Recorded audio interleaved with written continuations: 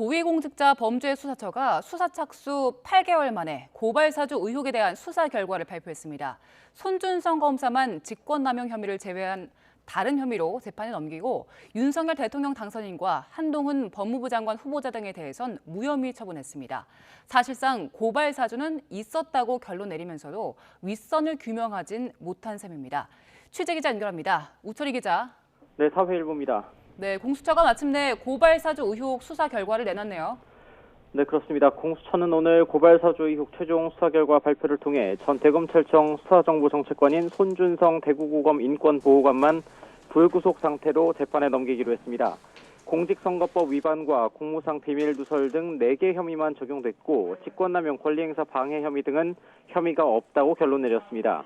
공수처는 국민의힘 김웅 의원에 대해선 손준성 검사와의 공모 관계가 인정되지만 공수처법상 기소대상 범죄에 해당하지 않는다면서 재판에 넘겨야 하는지 여부 등의 판단 없이 검찰에 단순 이첩했습니다. 또 윤석열 대통령 당선인과 한동훈 법무부 장관 후보자 등은 모두 무혐의 처분했습니다. 그 외 고발된 전 검찰총장 윤석열, 현 사법연수원 부원장 한동훈, 현 국민의힘 소속 국회의원 정점식, 현 검사 B, C, D 등 피의자 6명은 무혐의 처분하였고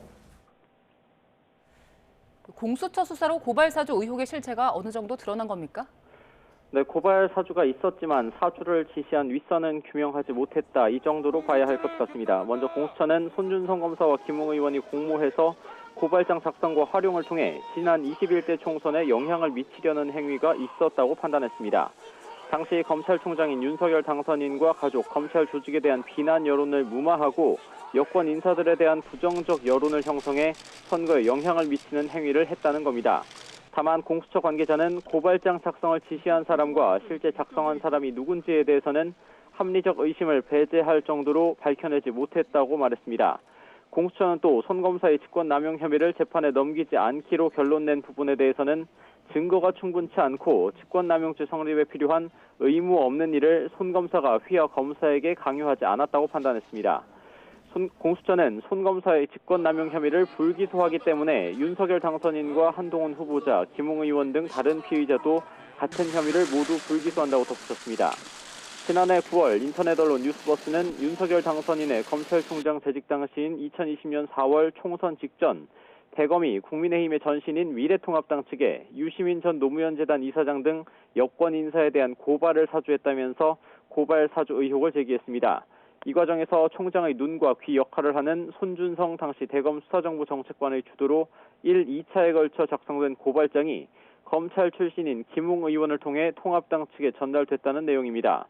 공수처는 전방위 압수수색과 함께 손 검사를 2차례 소환 조사한 뒤 체포영장과 구속영장을 모두 3차례 청구했지만 전부 기각됐고 윤 당선인에 대해선 소환은 물론 서면 조사조차 이루어지지 않았습니다. 지금까지 사회일보에서 YTN 우철입니다.